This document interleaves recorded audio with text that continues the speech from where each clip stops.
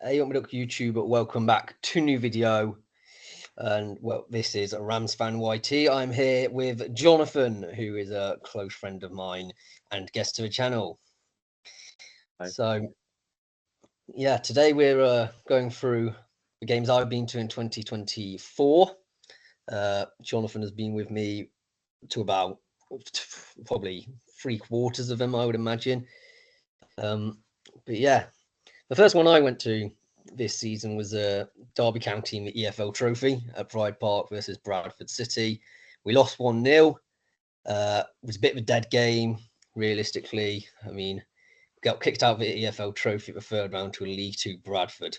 Not great. They were basically just had a load of defenders and midfielders and one target man and just sat back and got Derby on the count on a scrappy game, which they won 1-0. Never really got into the game, to be honest. There was 3,831 at the game. So, yeah, Jonathan, I know you weren't at this game, but you're a Championship fan as well of Coventry City. How do you reckon both Derby and Cov are going to be doing this season? Well, I think Frank Lampard's Coventry City um, is doing all right so far. I mean, they're not perfect, but I don't think they'll get relegated. And Derby, I don't think they'll get relegated either. So I think it'll be a decent season for both. Maybe a bit disappointing for Coventry, but for Derby, pretty decent. Yeah, that's what I was thinking. Derby being a team that I would probably expect lower mid-table relegation scrap, having just come up from League One last season. Coventry was expecting a bit more, to be honest, with their FA Cup exploits and the playoff that they had over previous seasons. But got Frank Lampard in now. It'll be exciting to see how he does back in the Championship. Mm. Right, we've now got Heaton Stannington versus Northallerton Town. The first time I went to Heaton Stannington this season. 2-1 win to Heaton. I must say, before I went to the game Mickleover yesterday, it was one of the coldest games I'd ever been to. Yeah. Heaton Stan won the game in the second half after going down at 1-0 at the halftime break. The manager is what seems to be my standout memory of it. He yelled at the lino, laid into his right back, then he's using a fan that was defending the player.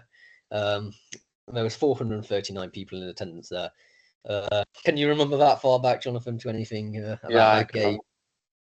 Yeah, it was absolutely freezing. I thought I was going to lose my hands by the end of the game, to be honest. But it was a good time. Yeah, the manager was doing everything but coaching his players, I think. Um, but yeah, it was a good game, and I think it was a penalty as well, so it was pretty good. Yeah, I mean, to be fair with the manager, he did the old Alex Ferguson technique, getting into his players, and got promotion at the end of the season. So That is certainly, true. uh, maybe it was working. Then the next game, I don't know if you came to this one, was the South Shields v Boston game. And Boston won Um, 2-1 in the day. And I must say, Boston were probably the greatest away support I've seen in quite a long time, probably since Ilkeston last season. They travelled in quite some number, and a friend of mine who was part of the university last year was a Boston fan. We were in the away end, absolutely crazy. Beer flying everywhere. It's on the shorts somewhere on the YouTube channel. They had to segregate the fans, which I don't think I've ever seen at non-league. But yeah, every goal resulted in a deluge of beer ending up on the roof of the stand, then dripping on my head for the next hour. Yeah, Shields, I think, were poor on the day. Boston looked fairly comfortable. And I think Jacob Hazel was probably the man of the match for me with his brace. There was 2,259 fans in attendance. You didn't go to this one, did you, Jonathan?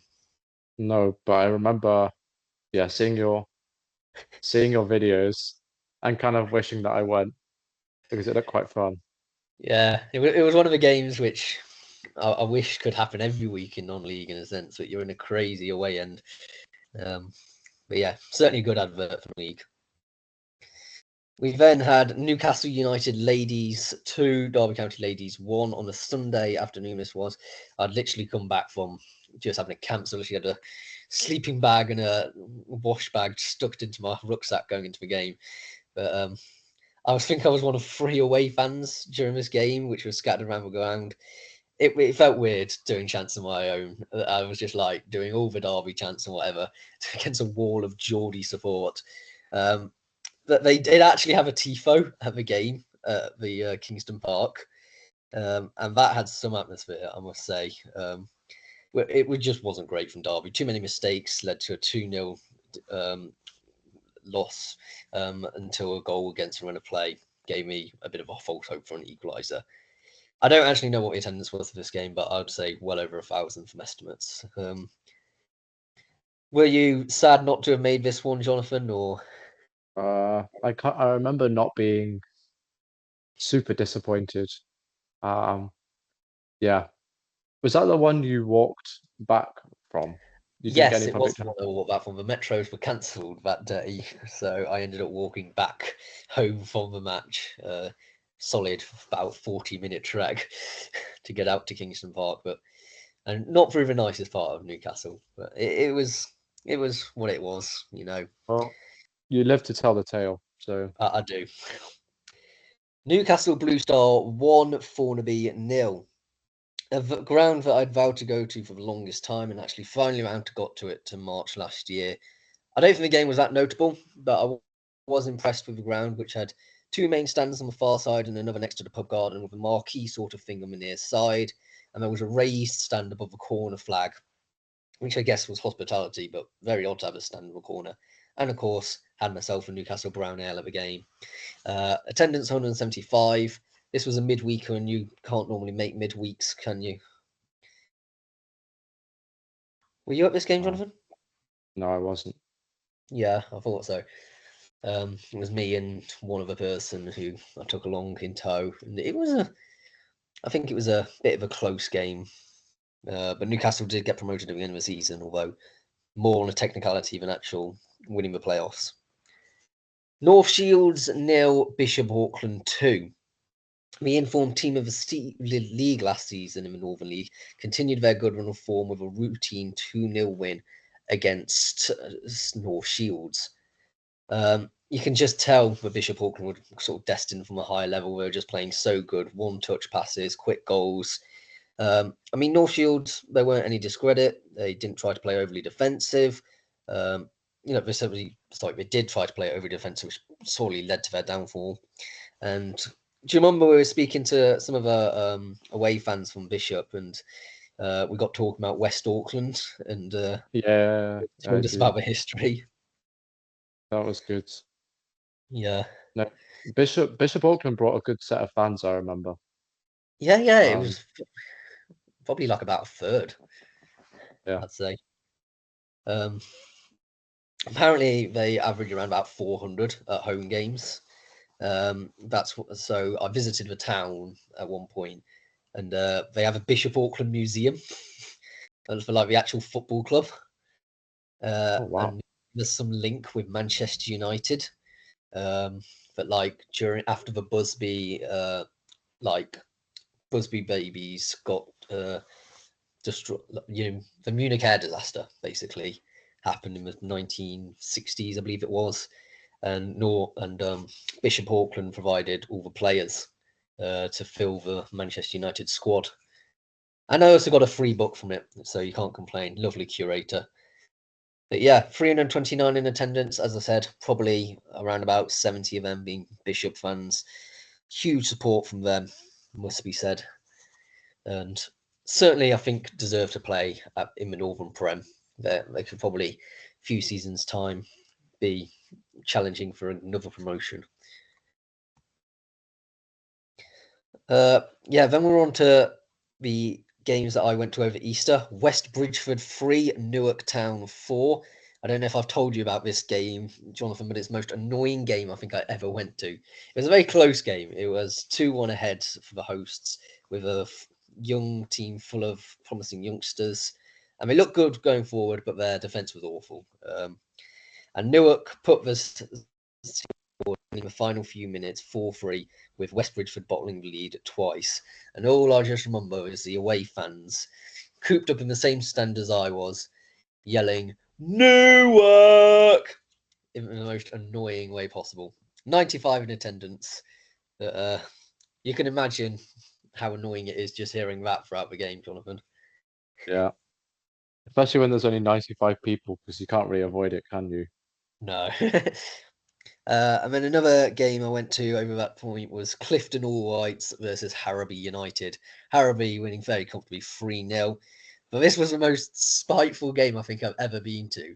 Clifton, for those of you who don't know, is one of the largest council estates in Europe. Meanwhile, Harrowby is a posh village near Grantham.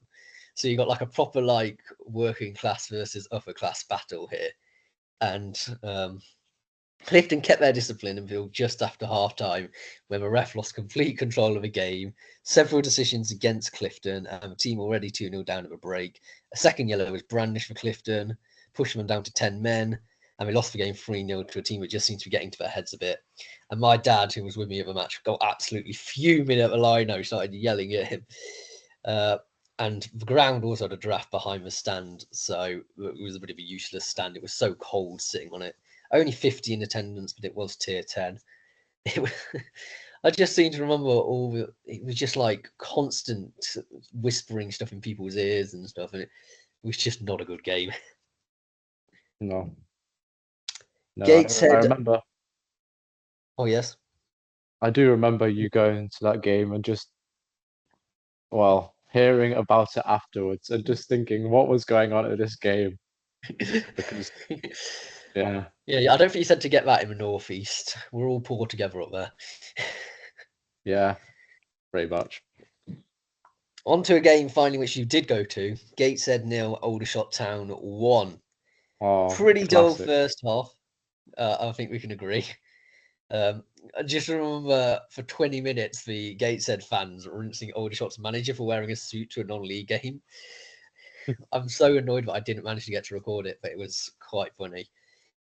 Um, but yeah, it was the softy Southerners who turned up in the second half, with the goalie Fahid being the last man and challenging illegally outside the box, getting sent off, and therefore an outfielder was made goalie.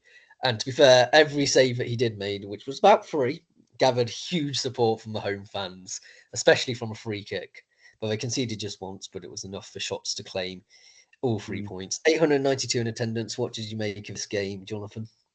Um, I mean, it was boring, but I think when the keeper got sent off, it was quite fun. Yeah, And Gateshead's fans really brought the atmosphere as well, especially on like a Wednesday as well, I think it was, in like March, April. So it was yeah. quite a good atmosphere for the time. Yeah. Yeah, it was absolutely solid by the fans. They definitely carried that game. Otherwise, it would have been a very boring game if they just sat there in silence, as it happens in some Yeah. non-league games. But yeah, credit to them. A game which, for me, we're talking about next, which I found so hard to watch, was Hebburn Town winning 4-0 against Belper Town. It was a truly dreadful day for the Nailers, as Hebburn were 3-0 up at half time, which ultimately I think was decided the Northern Premier League Division 1 East title, with Hebburn duly winning promotion. The game was so easy for Hebburn, it's actually hard to describe how out of shape the Belper team were, which looked all good, like good all season. Everything on and off the pitch, though, at Hebburn seems to be going in the right direction, as the club either construct another stand or a bar to achieve that promotion. Everything about that club, each time I go to it, I've got something new. Certainly done well in the Northern Premier League Premier Division already. It's amazing to think that we're in the Northern League only about 4 seasons ago now. Attendance 611. What did you make of this game as being a bit more neutral than I was? It was, as a neutral, it was a good game. Obviously, the more goals, the better in non-league because you get more for your money. Um, but yeah, it was a bit of a domination. Um, yeah, and it was a bit of a shame because all of the goals I seem to remember were on the wrong side of the pitch from where we were standing. So that was a bit of a True. disappointment. But I do remember on that day that you were following about 5 other games at the same time, trying to work out the promotion and relegation because Boston United, was it Boston managed to sneak into the playoffs? True. Yes, Boston snuck into the playoffs, and this was one where, wasn't it, when we got the Metro back, and we had the same Boston fan Yeah. with us this time, and all the Southport fans, was it, who were coming back from South Shields, started like proper banging the roof of the metro, going proper like supporting Boston because South Shields bottled the playoffs because of that game. It was good to see the mutual Yeah. respect from the Southport fans. And the gentleman who we met who was Oh very yes. interesting. The guy who apparently, allegedly, got stabbed in Rome. Um, I don't know if it's true. And then was apparently spotted on BBC News during the Euros. I don't know how this happened. He got stabbed in Rome because he apparently supports Brighton as well as Southport. Someone need to explain to me how a team based near Liverpool is supporting Brighton, and then just going and getting stabbed in a away game in, I think it was like Europa League or Conference League or something like that. Absolute mental. Yeah, we were standing in the Yeah, corner. It was such a busy ground, and to be fair, you really like Heburn's ground, don't you? yeah, I do. Just do. It's quite accessible, compared to some of the other grounds that we've gone to. Yeah, we will mention your least favourite one, I think, when we got towards the end of the video. Yeah, we will. Uh, then we had a playoff final. Heaton Stannington 3, West Auckland Town 0. Uh, I think this was a fantastic playoff final. Both sides actually had Mm. really good quality shining through with both teams. The ground, we had to arrive half an hour early, didn't we? Because it That's was a more good than job. half an hour. More than I that. thought we It took me 20 I think minutes we to were like get an a hour early. Yeah, I exactly. think the game everyone in Newcastle would clearly want to see because it was by far the club record attendance. We had to stand on like a bank. We couldn't even get into the stands. We were standing on the bank overlooking. It did have a good view, to be fair. It was a fairly Mm. even game at the break, 0-0. Neither side's really wanting to concede. But then 2 minutes after the break, Lamb, I think his name, is the one who I'm giving probably the goal of the year to. He passed two players on the edge of the box, and instead of passing, he shot from the edge of the box, and his high diagonal ball went into the far corner, 1-0. Second goal wasn't as pretty. It was a bit of a scrappy goal line clearance, turned behind for a 2-0. But both teams kept pushing for another goal, with defence and keepers having their work cut out. And the third goal, which put the match to bed, was done in the 89th minute as Anderson, very assured, scored the final goal. Promotion from the Northern League, pitch invasions, and I took to the dugout pretending to be a manager in front of 2,107 fans, which is about the same as what averaging at South Shields this season. And there, if you think about the gap between the two teams, certainly credit to the Heaton fans. What did you make of this game, Yeah, Jonathan? it was a really, really good game. I enjoyed it. I think it was definitely a big contrast in the first Heaton game we went to. Firstly, because of the weather, it was much warmer, and also there was a lot more people there. From what I remember, there was quite a lot of fans from other clubs who come to support Heaton, which was really nice. And yeah, I mean, it was just really nice just seeing the Heaton fans being so happy. But obviously for the West Auckland fans, a bit disappointing, I think. Yeah, I mean, West Auckland have always been a good team in the Northern League, and Heaton Stand sort of came a bit out of nowhere last season to get promotion. It sort of is seeing this season with them being dragged out into a relegation battle. Um, I do think it was a bit too early for Heaton Stand to get promoted.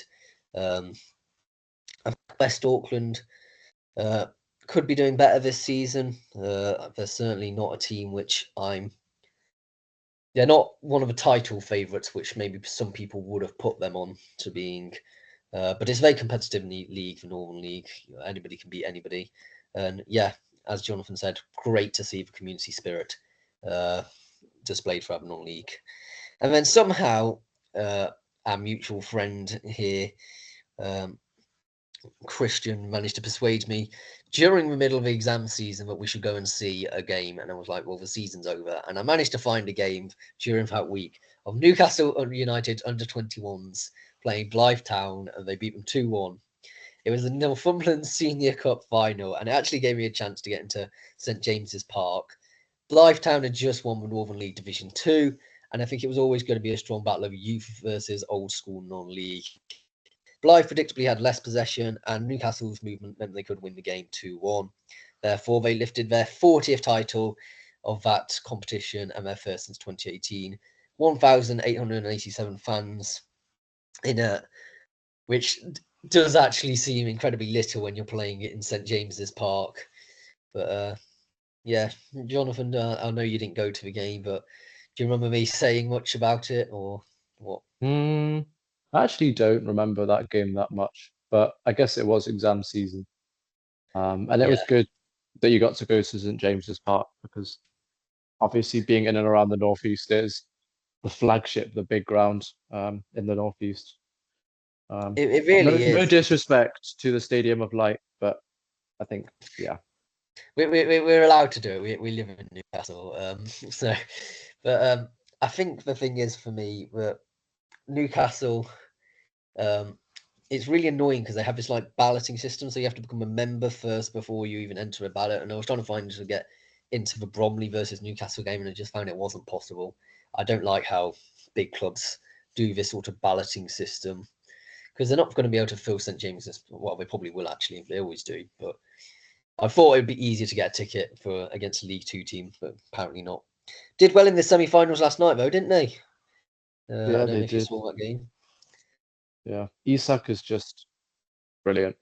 He's just a next level player, Alexander Isak. And to be fair, I mean it will probably be Liverpool v Newcastle come the end of the final. It'd be great to see Newcastle winning the trophy. You know, lifting up the EFL Cup.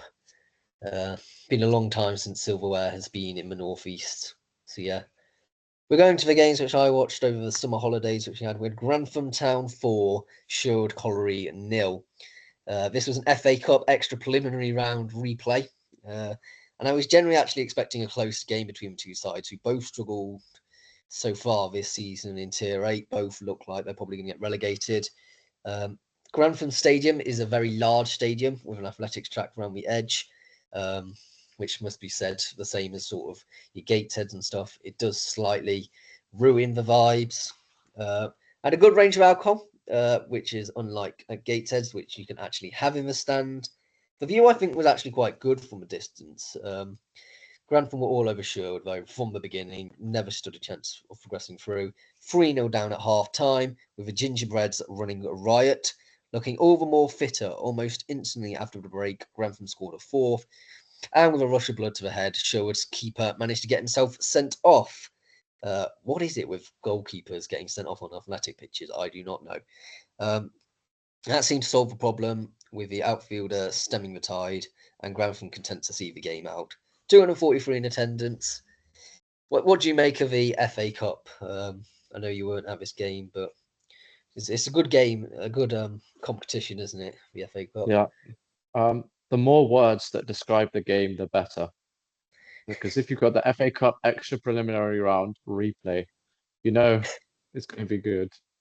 You know, you're trying to fit a lot in one mouthful, isn't it?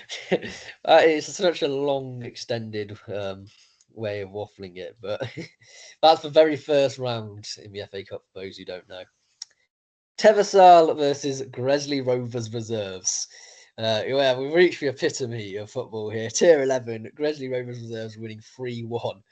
Now, the reason I chose Teversal Stadium, I don't know if you've heard about this, Jonathan, but it's a bit of a novelty ground. It's got a nice historic bar with a stand that seems to be collapsing. It was sitting on blue chairs, by the way.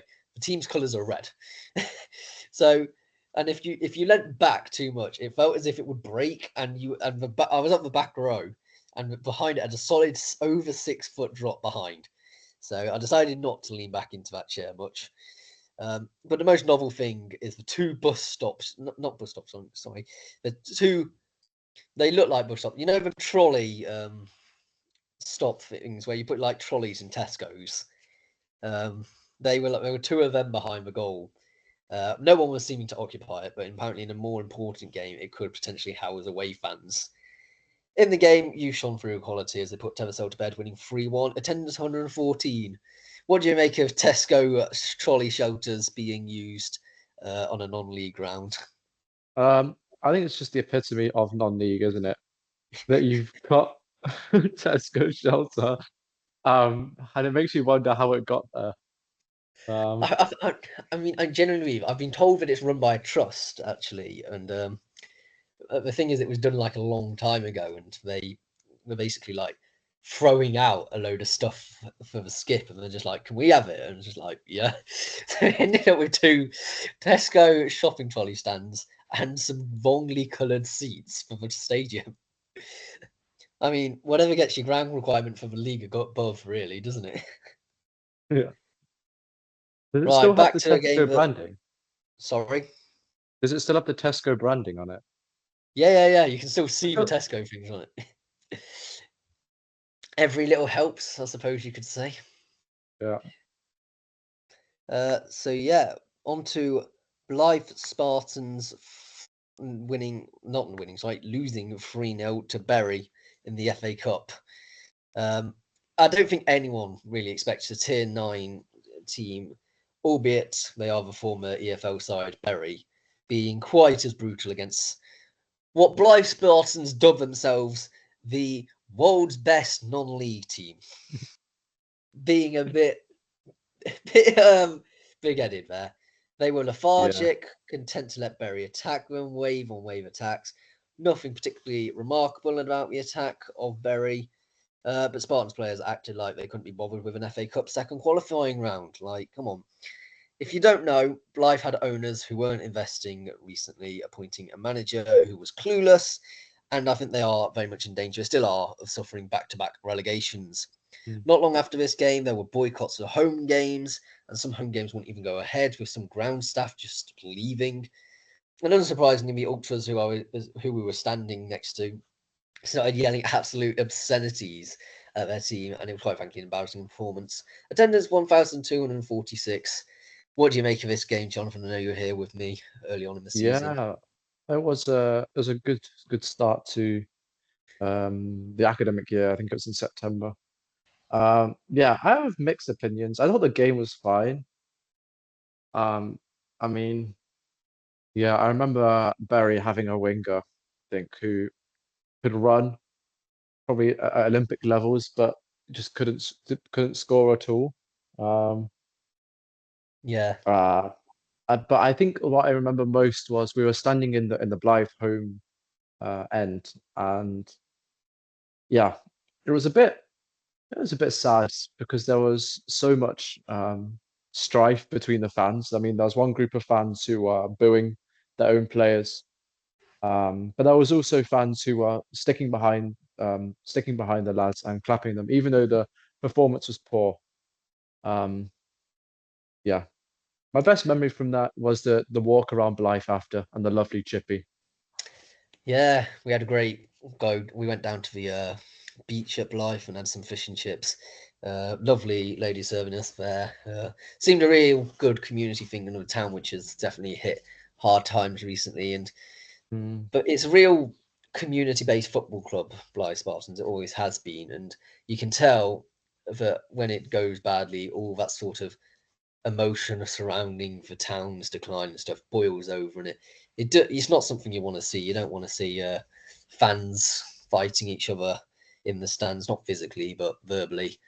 Um, and to be fair, they have recently had new ownership come in, I believe, um, and new management. But at the end of the day, um, still a relegation battle, and we may even see Blythe Town play Blythe Spartans next season, which is something which should not feasibly be happening. Yeah, on to South Shields 3, Chorley 3. I think if you wanted an advert for non-league, I don't think you can find a better example of a high end-to-end, high-scoring game. This game was equalised by South Shields in the final minute, led to wild celebrations from the home fans. I think that was quite interesting scran as well. I had a Yorkshire pudding wrap. Not entirely sure why a club based on Tyneside has a Yorkie wrap is beyond me, but it was delicious and placed an icing on a brilliant game.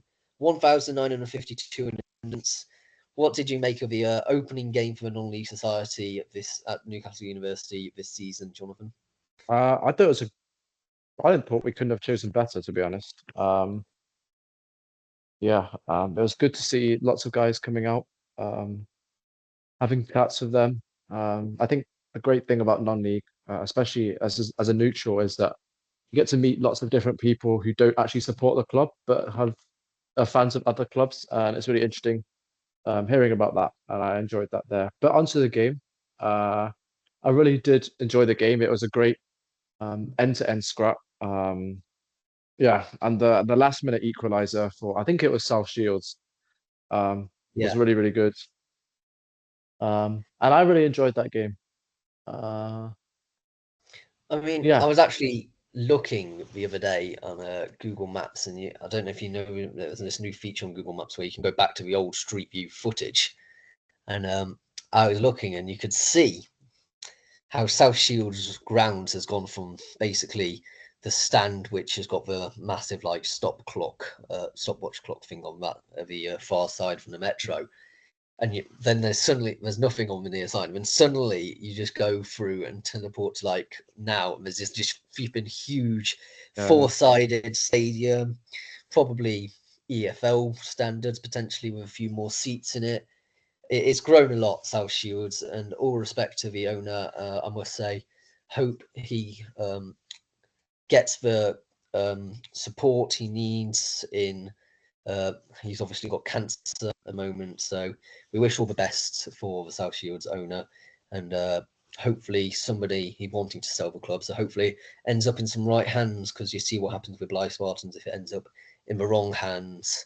But yeah, all the best to South Shields this coming season. I know you've got an outside shout for the playoffs. I think it's a bit too much at the moment to get into it, but you know, good supporters. Always a nice day out to South Shields. Then on to another Gateshead game, and Gateshead 2, Boston United 0. I went to this game thinking of a wonderful away fans back from the South Shields game at the beginning of the year, but I completely forgot that you can have the best away fans in the league, but Gateshead Stadium just drains that support every single time. It was a pretty routine win for Gateshead, nothing too unexpected. Yet again, I will say that Gateshead fans were decent. It's just unfortunate that the stadium doesn't really cater to a good atmosphere. 1,431. Were you at this one? I think you were, weren't you, Jonathan? I think I was not. It was a Ah, okay, weekday game, so I couldn't make it. Um, fair enough. But yeah. yeah, as it was. It was, but no, Gateshead, great. I mean, the stadium is falling to pieces. It is putting it respect. It's definitely EFL standard. It's just not got a lease on it. So it's a bit of a club in limbo, Gateshead, at the moment. I'm not sure where the future lies for them, but doing well this season. If they can get allowed into the playoffs this season, certainly I would say that you'd put good money to get them to reach into the final. And down from the lofty heights of Gateshead in the National League, down to Northern League Division 2, we got Boldon CA 2, Billingham Symphonia 0. And this was a new ground for me. I think it was for both of us, to be honest. In Boldon, which seemed like a dander through the countryside to get to from the metro station. But the ground was small and unassuming, but was beautiful in a sense. I had like 10 seats in the stand, a little catering outlet selling local pies and pot noodles. There's a placard about the relationship between Charlton Athletic and the club, and although the quality wasn't great, a shock win by the relegation contenders Bolden, maybe enough to see them stay up this season. 84 fans in attendance, which I think we brought about 10 of them along. Um, it was a nice game, wasn't it? It was a nice Mm, stadium. It felt quite close and warm. it did. Yeah, the food, the scran was good. The student discount somehow getting in for £2. Not going to complain, obviously. Um, well, I thought it was a really yeah, it was a really nice atmosphere. Good group of guys who went to watch it. Yeah, it was Yeah, it's good. certainly the fans who make the difference. I think if there's anything you get which game, it's go and support a local non-league team. You'll find out all sorts of people who go and turn out. You get the ultras, and then you get the people like us who just go from ground to ground, finding out about local different clubs wherever you are in Yeah. the country. Uh, Wherever you are in the world, there'll be a non-league club. North Shield 3, Marsk United 2. A right end-to-end game with it opening happening by North Shields on the 25th. Only for Mars to make it an instant return, equalising the 27th. Fabulous free kick headed in just before the break, taking North Shields 2-1 up a break. I then had a char grilled chicken on naan bread with chips and red cabbage for only a fiver. Yet again, showing why North Shields do the best gran. I think I had a pie at them. Yet again, set pieces proved to be the difference, with Mars scoring from a throw-in and North Shields winning by a free kick. 348 in attendance. It was a very much stereotypical non-league game, wasn't it? Yeah, it was. It was a bit cold, I remember. But yeah, it was a good typical non-league game, and I It, enjoyed it. I just remember the conversation revolving around one of the people we were coming with from the society was all about like the Sunday League in Yorkshire or something like that. Mm. It was just like only in a non-league setting will you get two people realizing that they've played each other in a Yorkshire Sunday League game of something like Or like it was like Scarborough. under 13s or something ridiculous as well. It was absolutely mental. Just like you learn something new every day about non-league, and I thought I knew all about it, but no. Um, yeah, no, the thing is with North Shields was it was a bit sad they got relegated. Not really Yeah, fully their fault. yeah, And ground requirements, and then they last season had to release their entire squad, and I think only their manager was left. Had to recruit all again from scratch, but they seem to be doing all right this season, and I think they're unlikely to reach the playoffs. But I think the fans are generally content. Dunstan UTS 2, Belper Town 3. Finally, I got to see a Derbyshire team win in the North East in what proved to be a really good game, actually. I've never been to Dunstan's ground, but despite being quite an industrialised place, obviously the Dunstan Staiths is its well-known attribute, it had plenty of tree cover and was actually quite a serene ground. Dunstan dominated the first half and proved to be quite frustrating watching Belper do nothing go forward, slipping on the same piece of grass twice by the same player. Uh, so, unsurprising after such dominance, Dunstan were 2-0 up at half time. There must have been some rollicking happening at half time. As with fire in their bellies and Dunstan being in cruise control, Belper scored 3 goals in the second half to prove why 2-0 is the most dangerous scoreline in football and why Belper are up there this season. I even managed to get into the Belper Matchday media on their website. 282 in attendance. Uh, it was a bit funny. I saw when I was standing with the away fans, and some blatantly Dunstan fans normally decided to switch their support to Belper at the halftime whistle, and what? yeah, and one of them had like a season ticket, and it was just taken by one of the Dunstan players. What? It was absolutely mental. Were you at this one? No, I was not. I was busy, I think. Along that line with Um, Ryan. uh, maybe, probably.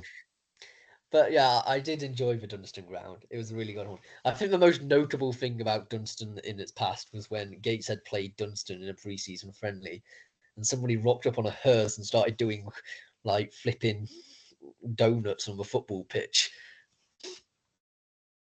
That was mental. I don't know if you saw that in the news. Hmm. I just find it so strange. Like, why would you go to a pre-season friendly in the Northeast to do that? It's just mental. Newcastle Benfield 1, Kendal Town 1. I actually forgot just how bizarre the Benfield ground is as you walk across a school car park into a ground which contains a gym where a stand should be, and it has like a flipping swing, almost a borderline play park in the corner. The game was fairly even for the first 20 minutes with no control by either side, but Kendall by half time looked the team who would win the match. Nothing much had changed in the second half, and the best player of Kendall's was their winger, who fizzed a good delivery, which was poked home on the hours mark, leading to 1-0 Kendall. This seemed to spring Benfield into life, and Kendall had to ride a bit of wave of pressure. And an 80th minute equaliser, all done by a bit of pressure. And during a scramble in the box, the ball was tapped in 4 yards out, and that's how it ended 1-1. Attendance 230.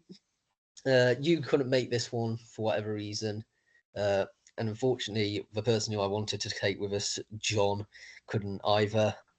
Um, but yeah, you still want? Well, do you want to come to the Newcastle Benfield one? I got earmarked potentially going to on Saturday. Uh, hmm, probably. I mean, I can't say 100%, but probably. Fair, Yeah. fair. Newcastle Benfield, novelty ground, must be said. It's like Hmm. basically a school team which is playing in Tier 9. Newcastle Blue Star 3, Carlisle City 0. Credit must go to the to the home fans, which consisted about 20 to 30 kids, all in one stand with a megaphone and pyrotechnics and a drum making an immense amount of noise throughout the 90. They didn't stop once. It started quite a close game with Blue Star putting themselves ahead in the 40th minute. The second half proved to be a bit more confident and they went 2 up on the hour mark and buried the game, winning 3-0 in the 85th minute. There were about 5 away fans all huddled behind the goal, and I think that must be credited. It's almost a 2.5 hour round trip for the second team in Carlisle on a midweek. 242 in attendance. I know you weren't there because you can't normally make midweek ones, Jonathan, but when you heard me telling stories about pyros by kids in non-league, what was your first thoughts? I'm not surprised, to be honest. Um, yeah, yeah, it's a bit crazy, but You could just tell they like all went to the same school or all just part of a big popular gang in school, and it was so great to just see the joy on their faces supporting their mhm, local non-league team, because often in clubs in places like Newcastle you think, oh, it's a one club city, but they have several greatly strongly supported non-league fans across the entirety of the city, especially for Newcastle Blue Star. Right, on to Jonathan's least favourite ground here. Chester Street Town 1, Esh winning 3. I think we can all agree that Esh winning have been the surprise package in the Northern League Division 2 this season. This was the most 10th tier game I've ever watched. It was yeah. cold, boggy pitch, tough tackles everywhere with mud galore. Esh winning was just so much better on the day, which was competitive, but Esh winning, you could just tell, had good form, and every shot just seemed to go their way as they won 3-1 in a comfortable game. I must admit, Chester Street's ground is definitely better than most grounds in Tier 10. The issue is the public transport, which could definitely be better, as we had to run across the dual carriageway and wait an hour for a bus back to Newcastle, only for 3 to come at once. Attendance 141. I'm just waiting for you to start ranting, Jonathan. Um, I'll hold my tongue. Yeah, I don't think I acted in the best way, to be honest. But yeah, very muddy. I think the kits were started off a bright color and then ended up all brown. It definitely felt like the kind of ground where you go and you're transported back about 20, 30 years in time, um, Yeah. if I you know love what I the mean. rustical grounds. There's just Hmm. a lovely bit of character about them, though. And it just had like a forest in the background. Yeah, I had no idea there was a path which went straight on from the ground, and that must have gone on for ages because that was going into this middle of this woodland area. Yeah. But I know the pub next door, because I went at a separate time, has got some great parmos. So if you want a good parmo in Chester Street, there's no sponsorship for it. Just go and head to the one next to Chester Street Town. Mhm. Great, great parmo. I Blythe will Town find. 1, Easington Colliery 1. I was meant to go to Blythe Spartans versus Matlock Town, but the traffic was so bad, we got off the bus early, didn't we, to see Blythe Town versus Yeah, Easington Colliery.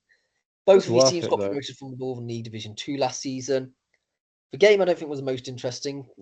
Not much splitting the two teams, which was somewhat surprising with Blythe Town top of the league, with Easington being mid-table. You could tell there was a lot of investment within Blythe's club, with new stands, a new clubhouse. Well, you got to say there was everything new about it, even a new slick style of play, even new-looking kits. I had a lovely pulled pork burger, which was also served at the ground. Attendance 128. You came with your brother, didn't you? Mhm. Yeah, yeah, it was a decent game. Yeah, I was not the most attentive follower of that game, I must say, in hindsight. Um, but yeah, my brother enjoyed it.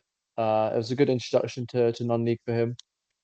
Um, Yeah, and yeah, it was. I mean, I'm kind of glad we didn't go to Blythe Spartans because it would have been about 10 times more expensive, and we would have watched Blythe getting battered. Spartans, that is. So true. in hindsight, it was good. And I'm assuming so now we've got the new North, is it the Northumberland line? Which Yeah, the new train will line going basically up. will go straight past.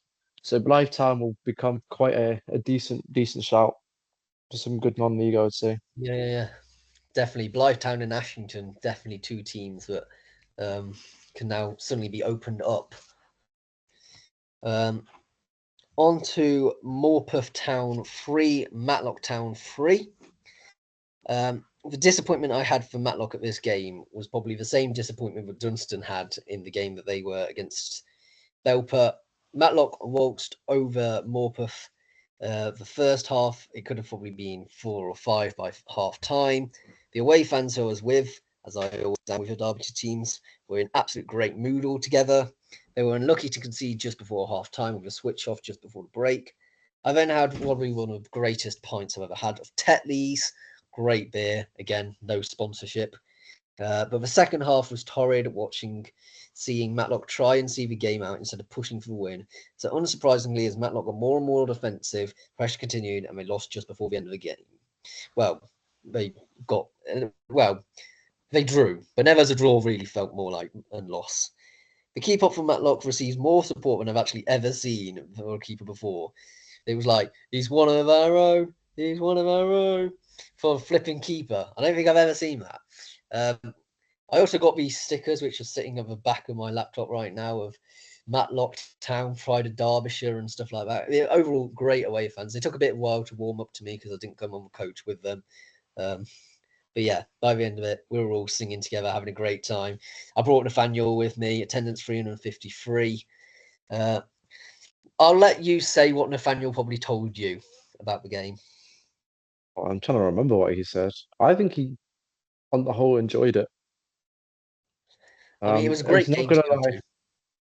to. I would have thought he would have been slightly a fish out of water, but